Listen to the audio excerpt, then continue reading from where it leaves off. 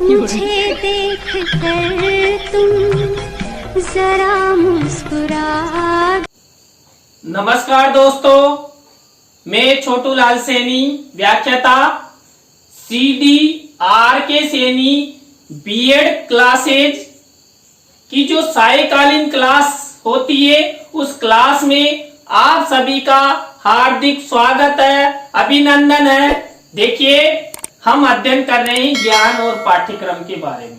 ज्ञान के बारे में हमने अथाह अध्ययन कर लिया है, तो ऐसे देखा जाए तो सूचना के बारे में हमें अध्ययन करना है, लेकिन फिर भी हम ज्ञान और सूचना के बारे में, ज्ञान और सूचना में अंतर के बारे में विस्तृत रूप से चर्चा करेंगे।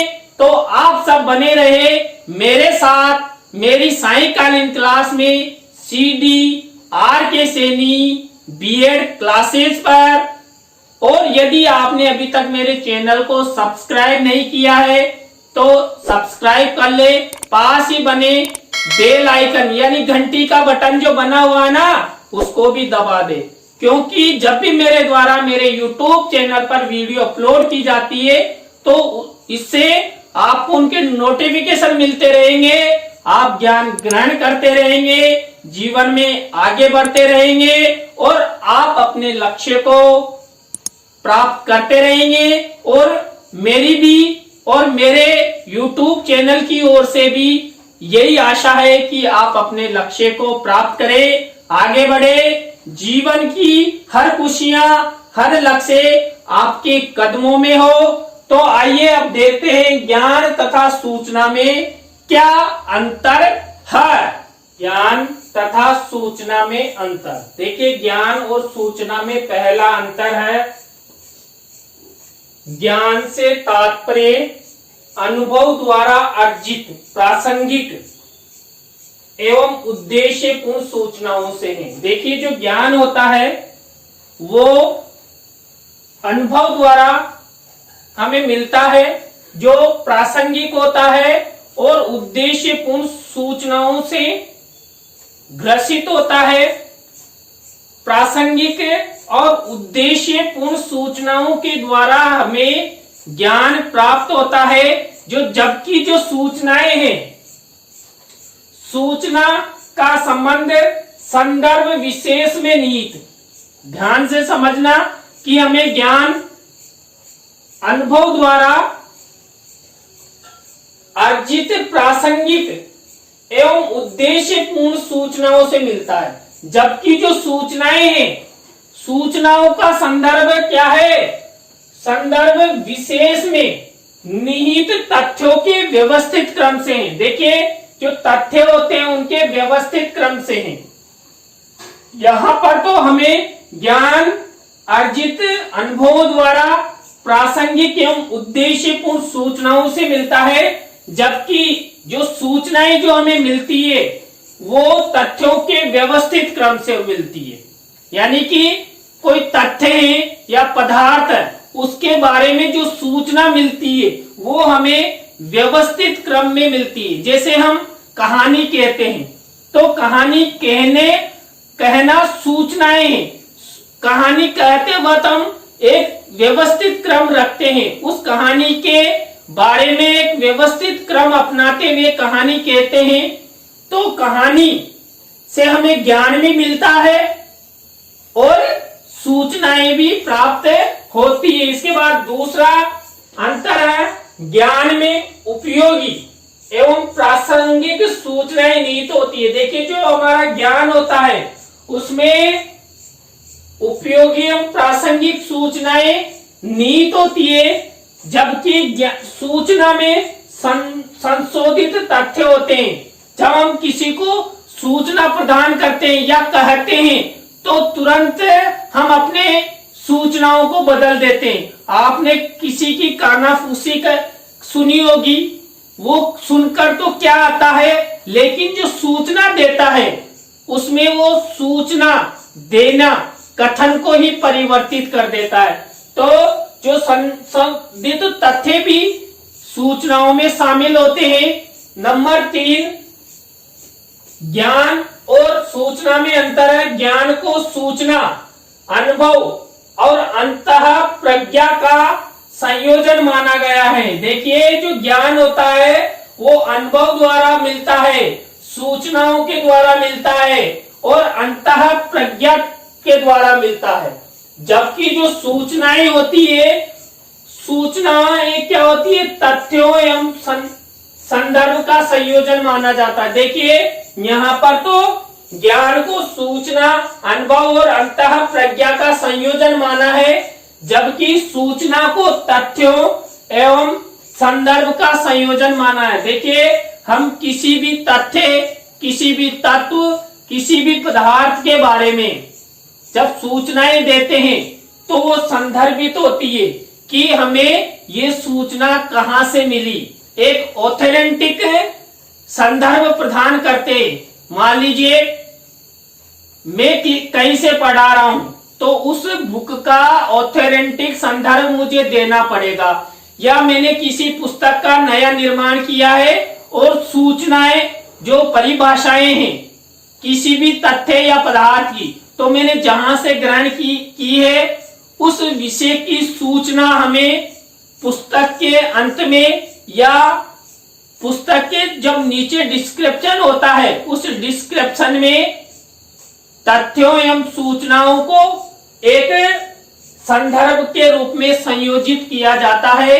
इसके बाद चौथा अंतर है, ज्ञान किसी विषय की सारगर्भिता को बढ़ाता है। देखिए जो ज्ञान होता है ना, किसी भी विषय, किसी भी क्षेत्र, किसी भी तथ्य, किसी भी पदार्थ की सारगर्भिता बढ़ाता है, यानी कि उस विषय वस्तु, तथ्य, पदार्थ के बारे में कितना विस्तृत हम कथन कर सकते हैं, यानी कुल मिलाकर उस विषय वस्तु, तथ्य या पदार्थ के बारे में विस्तृत रूप से, व्यापक रूप से, अथाह ज्ञान के भंडार के माध्यम से बढ़ा चढ़ाकर कहना और ज्ञान प्राप्त करना, ये सारगर्भिता के अंतर्गत आता है। जबकि सूचना में क्या होता है, सूचना तथ्यों के प्रतिनिधित्व को बढ़ाता है। देखिए यहाँ पर तो क्या, ज्ञान विषय की सारगर्भिता को बढ़ाता है, जबकि सूचना तथ्यों के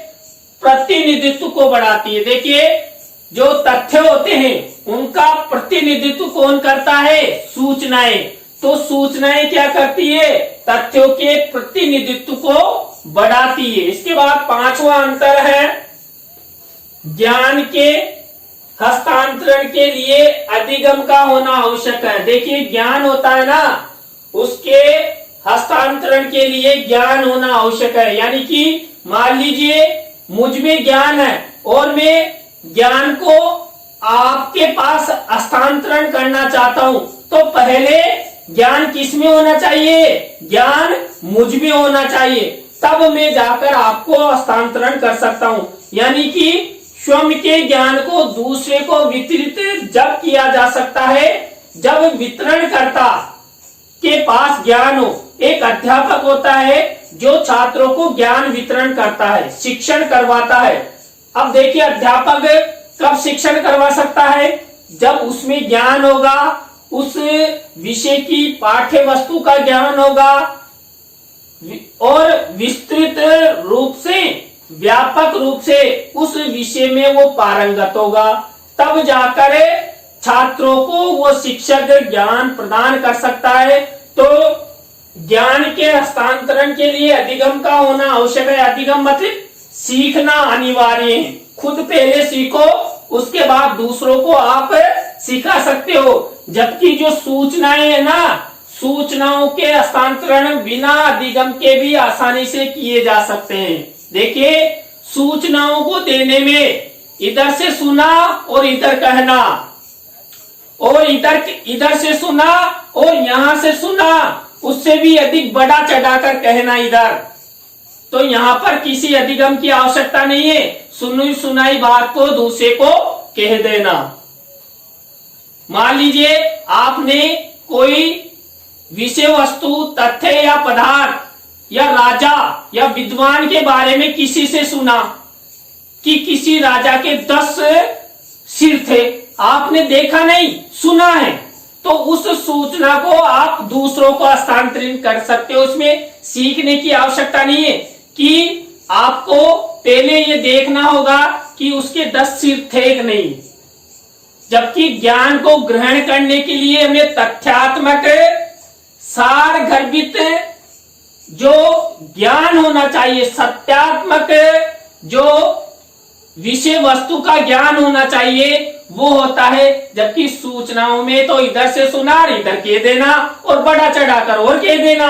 इसके बाद देखिए छठा अंतर है ज्ञान और सूचना में, किसी क्षेत्र या विषय के अपेक्षित ज्ञान के आधार पर संभावित पूर्व कथन किया जा सकता है। यानी कि किसी छात्र में, किसी बालक में यदि हम ज्ञान को उसके ज्ञान को देख ले, उसकी प्रतिभाशालिता को देख ले, तो हम ये कह सकते हैं उसके ज्ञान को आधार मानकर कि ये छात्र फ्यूचर में अच्छा और उच्च शिक्षा स्तर पर जाएगा।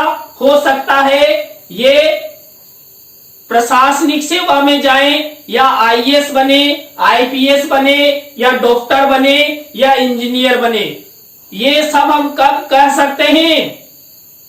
संभाव्य कथन कब कर सकते हैं? जब छात्र में ज्ञान होगा, हम उस ज्ञान की परख कर लेंगे, तब जाकर संभाव्य कथन कर सकते हैं। जबकि देखिए जो सूचनाएं होती है, सूचना के आधार पर किसी क्षेत्र या विषय के बारे में संभाव्य पूर्व कथन नहीं किया जा सकता कि आपने इधर से कोई बात सुनी और इधर कह दी और श्रोता ने सुन ली, तो आपकी बात पर कोई विश्वास नहीं करेगा। क्यों? क्योंकि यह तथ्यात्मक सत्यात्मक आधार पे सूचना नहीं, केवल आपने सुनी है, सुनी हुई बात को इधर से सुना और आपको कह दिया। जबकि जो ज्ञान होता है सत्यात्मकता पर आधारित होता है, जिसके द्वारा छात्र का संभाव्य पूर्व कथन किया जा सकता है। जबकि सूचनाओं के आधार पर किसी छात्र का संभाव्य कथन नहीं किया जा सकता कि सूचना के आधार पर ये नहीं कहा जा सकता कि आईएएस बनेगा, ये आईपीएस बनेगा, ये डॉक्टर बनेगा, ये इंजीनियर बनेगा। जबकि ज्ञान के आधार पर हम कह सकते हैं। इसके बाद सातवां अंतर है ज्ञान प्राप्ति के लिए संज्ञानात्मक तथा विश्लेषणात्मक योग्यता का होना आवश्यक है। देखिए यदि ज्ञान प्राप्त करना है तो छात्रों में, आप सब में संज्ञानात्मक तथा विश्लेषणात्मक योग्यता होनी चाहिए। आप में ज्ञान ग्रहण करने की शक्ति होनी चाहिए। ज्ञान हम कहां से ग्रहण कर सकते हैं, क्यों कर सकते हैं, कैसे कर सकते हैं, ये क्षमताएं, ये योग्यताएं, संश्लेषण विश्लेषण करने की क्षमताएं, योग्यताएं आप में होना चाहिए। जबकि जो सूचना प्राप्ति है, इसमें किसी भी प्रकार के संज्ञानात्मक एवं विश्लेषणात्मक योग्यता का होना अनिवार्य नहीं है। भाई सूचनाओं में तो क्या करते हैं, इधर से सुनते हैं, इधर कह देते हैं। जबकि ज्ञान क्या होता है, ज्ञान को ग्रहण करना पड़ता है और ज्ञान अपने अंदर नीत होने से क्या होता है, व्यक्तित्व का निर्माण होता है। जबकि सूचनाओं को इधर से उधर कहने को क्या कहते हैं, अरे ये तो कानाफूसी करता है, फेकोलॉजी करता है। जबकि ज्ञानवान व्यक्ति के बारे में हम फेकोलॉजी शब्द का यूज नहीं कर सकते। जबकि सूचना वाले पर कह सकते हैं कि एक बात को बड़ा चढ़ाकर कहता है। इसके बाद नेक्स्ट आठवां अंतर है ज्ञान एक प्रकार की सूचना है। देखिए ज्ञान एक प्रकार की क्या है, सूचना है, क्योंकि ज्ञान की प्राप्ति हमें सूचना द्वारा, तथ्यों के द्वारा जानकर समझकर प्राप्त की जा सकती है। देखिए यहाँ पर क्या दिया है, ज्ञान एक प्रकार की सूचनाएं हैं, यानी कि जो हमें ज्ञान मिलता है वो सूचना है, लेकिन सभी प्रकार की सूचनाएं ज्ञानवान हो यह निश्चित नहीं है। जबकि यहाँ देखिए जो सभी प्रकार की जो सूचनाएं होती है वो ज्ञानवान होती है। ज्ञान एक प्रकार की सूचना है, यानी कि ज्ञान क्या है? सूचना है। लेकिन सूचनाएं ज्ञान नहीं हो सकती। कुछ सूचनाएं ज्ञानवान हो सकती है, लेकिन सभी प्रकार की सूचनाएं ज्ञानवान नहीं हो सकती। इसके बाद नेक्स्ट 9वां नंबर का अंतर है, ज्ञान का स्वरूप संश्लेषणात्मक होता है। देखिए, ज्ञान का जो स्वरूप है संश्लेषणात्मक होता है। जैसे मान लीजिए, इस पृथ्वी पर जिस व्यक्ति ने जन्म लिया है उसकी मृत्यु अटल है, निश्चित है। जीवन एक बुलबुले के समान है। तो जो आया है वो इस पृथ्वी से जरूर वापस जाएगा। तो ज्ञान का स्वरूप संश्लेषणात्मक है, जबकि देखिए सूचनाओं का स्वरूप विश्लेषणात्मक है। देखिए, सूचनाएं होती है वो विश्लेषणात्मक होती है, क्योंकि सूचनाएं सत्य नहीं होती है। सूचनाएं इधर से सुनी और इधर कही जाती है। तो किसी भी प्रकार की जो सूचनाएं हैं उनको प्राप्त करने के लिए हमें विश्लेषण करना होता है, क्योंकि सूचनाएं सत्य पर आधारित नहीं होती है। यानी कि सूचनाओं को हमें जांचना होता है, परखना होता है। तो इसलिए सूचनाएं का स्वरूप क्या है? विश्लेषणात्मक है। इसके बाद 10वां अंतर है, ज्ञान में आंकड़े एवं सत्य सूचनाओं का समावेश होता है। देखिए, ज्ञान में क्या होता है? आंकड़े होते हैं, सत्य पर आधारित सूचनाएं होती है, तब जाकर हमें ज्ञान की प्राप्ति होती है, ज्ञान का समावेश होता है। जबकि जो सूचनाएं हैं, सूचनाओं में सत्य असत्यता की स्थिति पाई जाती है। यानी कुछ सूचनाएं सत्य भी होगी, कुछ सूचनाएं असत्य भी होगी। यानी सूचनाएं झूठी भी हो सकती है और सत्य भी हो सकती है। जबकि जो ज्ञान होगा वो एक सत्य पर आधारित होगा, आंकड़ों पर आधारित होगा, तथ्यों के विश्लेषण पर आधारित होगा। जबकि जो सूचनाएं हैं वो झूठी भी साबित हो सकती है। यदि आपने किसी प्रकार की सूचना सुनी, मान लीजिए कि आप कलेक्टर बन गए, आपकी परीक्षाएं अगले महीने हैं, एडमिट कार्ड जारी हो गए, इस प्रकार की सूचनाएं सत्य भी हो सकती है और असत्य भी हो सकती है। मान लीजिए किसी वैकेंसी की भर्ती आती है या पीटीईटी का रिजल्ट आता है, ये सब सूचनाएं होती है। कुछ सूचनाएं सत्य पर भी आधारित होती है और कुछ सूचनाएं असत्य पर भी आधारित होती है, और जबकि ज्ञान सत्य पर ही आधारित होता है। नेक्स्ट अंतर है, ज्ञान और सूचना में ज्ञान का क्षेत्र व्यापक होता है। देखिए, ज्ञान का क्षेत्र क्या होता है? व्यापक होता है, जबकि सूचना का क्षेत्र क्या होता है? सीमित होता है। ज्ञान का अथाह भंडार है। ज्ञान जितना लेना चाहो, जन्म से लेकर मृत्यु पर्यंत तक हम ज्ञान प्राप्त कर सकते हैं। जबकि जो सूचनाओं का क्षेत्र है वो सीमित होता है, एक निश्चित समय पर सूचनाएं दी जाती है। देखिए, अभी मान लीजिए आपकी बीएड की परीक्षाएं होगी, तो साल में एक बार आपको सूचना दी जाएगी, और वो सूचना भी क्या होती है? कभी सत्य पर आधारित, कभी असत्य पर आधारित। जबकि आप ज्ञान सत्र पर्यंत ग्रहण करते हैं। नेक्स्ट, ज्ञान और सूचना में अंतर है, ज्ञान जीवन पर्यंत रहता है। देखिए, ज्ञान को हम जन्म से लेकर मृत्यु पर्यंत तक सीख सकते हैं, और एक बार सीखा हुआ ज्ञान जीवन भर रहता है। मान लीजिए आपने किसी भी प्रकार का थ्योरिकल ज्ञान प्राप्त कर लिया, वो ज्ञान आपके मस्तिष्क में हमेशा जीवन पर्यंत रहेगा, जबकि जो सूचनाएं हैं वो कभी भी खत्म हो जाती है, यानी कि सूचनाएं फिक्स नहीं होती, क्योंकि ये सत्य असत्य पर आधारित होती है। आप जो ज्ञान ग्रहण करेंगे बीएड का, वो ज्ञान आपके जीवन भर रहेगा, लेकिन बीएड के दौरान जो आपने सूचनाएं ग्रहण की है वो सूचनाएं कभी भी खत्म हो सकती। मान लीजिए अभी आपकी बीएड परीक्षा की सूचना आती है और आपने ग्रहण कर ली, वो कुछ समय जब आप परीक्षा देंगे तब तक ही आपके पास रहेगी, उसके बाद क्या हो जाएगी, वो खत्म हो जाएगी।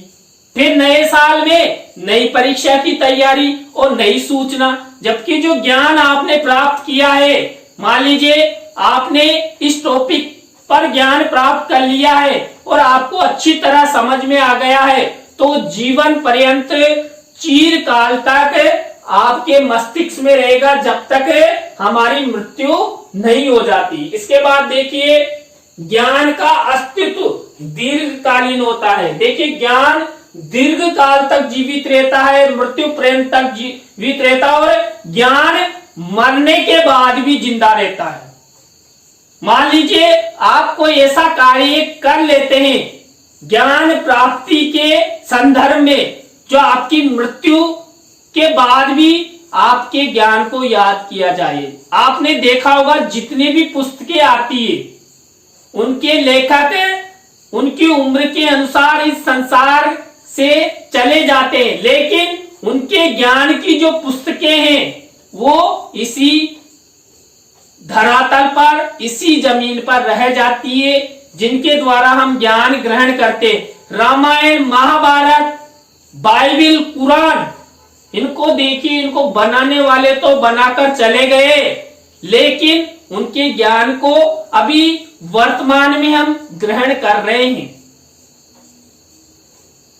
तो सूचनाओं का अस्तित्व अल्पकालीन होता है। देखिए, ज्ञान का अस्तित्व दीर्घकाल तक जीवित रहता है, जबकि जो सूचनाओं का अस्तित्व अल्पकालीन होता है। मैंने अभी बताया कि आपने बीएड परीक्षा की सूचना प्राप्त की या आपके रिजल्ट की सूचना आपने प्राप्त की, तो रिजल्ट आपने देखा और सूचनाएं गायब, यानी कुछ समय के लिए सूचनाएं होती है, जबकि ज्ञान अधिक समय तक, लंबे समय तक, मृत्यु पर्यंत तक रहता है। इसके बाद नेक्स्ट, ज्ञान और सूचना में अंतर है। ज्ञान को प्रमाण की आवश्यकता नहीं होती। देखिए, सत्य पर आधारित यदि किसी ने ज्ञान प्राप्त किया है तो उसके प्रमाण की आवश्यकता नहीं होती। सत्य को कभी प्रमाण की आवश्यकता नहीं थी। सत्य सत्य ही होता है और झूठ झूठ ही होता है। देखिए, झूठ बोलने वाले व्यक्ति या हमारे द्वारा जब झूठ बोला जाता है तो उसको सच बनाने के लिए हजारों झूठ बोले जाते हैं, जबकि सत्य आपने बोल दिया, एक बार आपने सत्य बोला तो सत्य सत्य रहेगा, और असत्य को हम सत्य बनाने के लिए हजारों झूठ बोलेंगे।